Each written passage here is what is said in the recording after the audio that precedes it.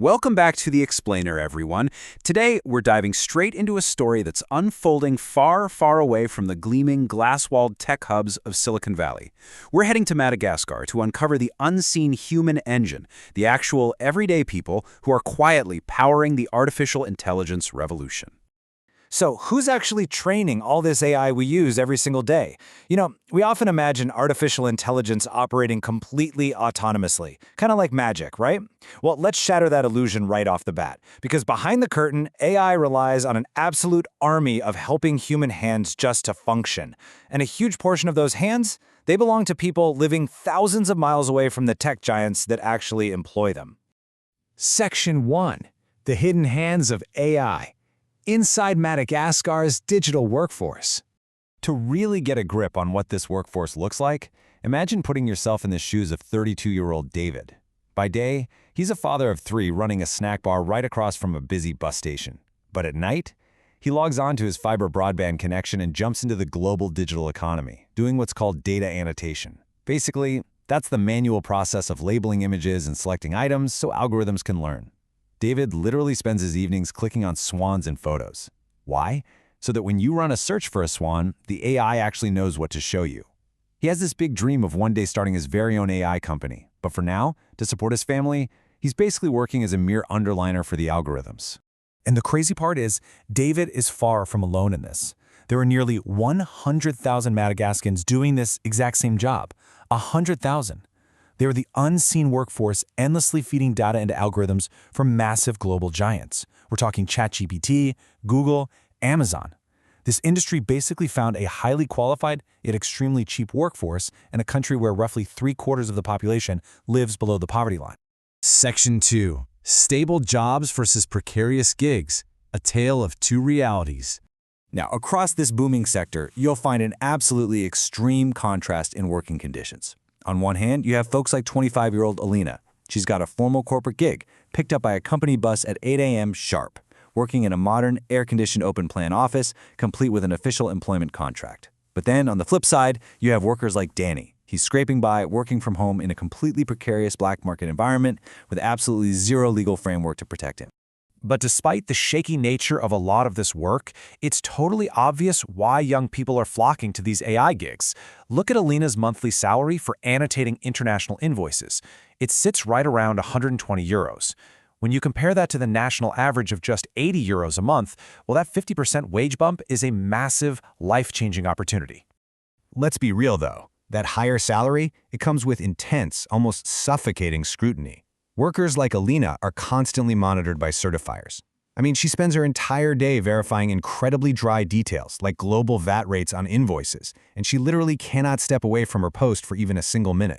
The reality on the ground is that it's a high-pressure, rigid corporate environment that just happens to be disguised as cutting-edge tech work. Moving on to Section 3, Education and Broken Dreams, the Unseen Toll of Tech. So, driven by the huge promise of this new digital economy, eager students are flocking to automated, teacherless programs like one called School 42. They're desperately hoping to transition out of manual labeling and into highly paid technical development roles. But man, the reality crashes hard for a lot of them. Listen to this first-hand account from an anonymous 32-year-old IT graduate. He spent 5 years locked in these precarious contracts.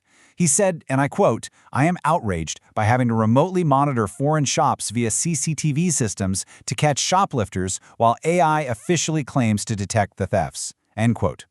It's an exhausting 80 euro a month illusion for the actual humans trapped behind the screen pretending to be autonomous AI. All right, Section 4, Regulating the Digital Frontier, Navigating the Wild West. Now, because of these harsh realities we just talked about, some tech giants, like Amazon, actually went ahead and officially blacklisted Madagascar entirely. They wanted to avoid exploitation claims. But, ironically, this ban just spawned a complex underground economy. Today, a staggering 80% of workers in the sector operate without any legal framework or supervision whatsoever. Resourceful individuals, like Danny from earlier, have found loopholes by acting as middlemen. They essentially rent out foreign Amazon accounts for a commission, creating these totally unregulated jobs that leave the vast majority of the actual workforce completely unprotected.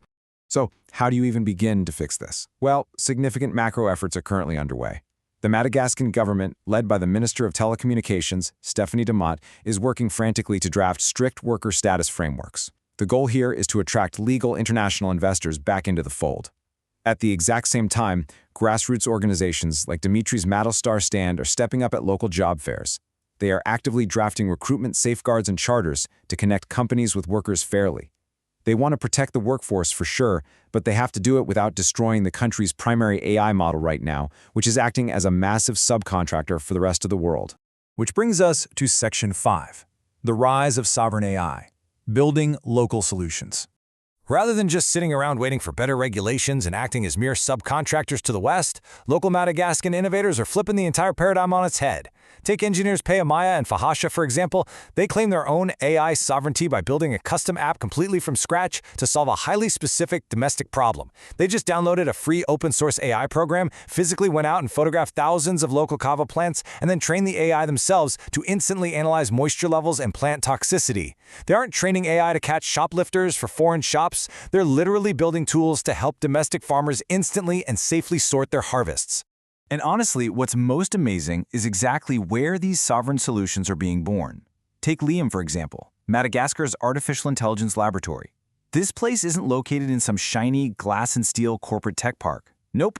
It uniquely operates right alongside a school and a church, smack in the middle of a local Protestant community, fully supported by the community's pastor, Pascal. It is a completely alternative path that perfectly merges cutting-edge tech with incredibly deep local roots. So, the absolutely crucial point we're left to ponder at the end of this explainer is this. As Madagascar slowly shifts its focus from providing the invisible helping hands of the global digital economy to developing its very own sovereign minds, who will ultimately shape the global future of artificial intelligence? Is it strictly going to be the massive, centralized tech giants pulling the strings, or will it be localized engineers worldwide claiming their own digital sovereignty? It's a massive question. Really think about that the next time you casually type a prompt into an AI. Thanks for joining me for this explainer, and as always, keep questioning the technology around you.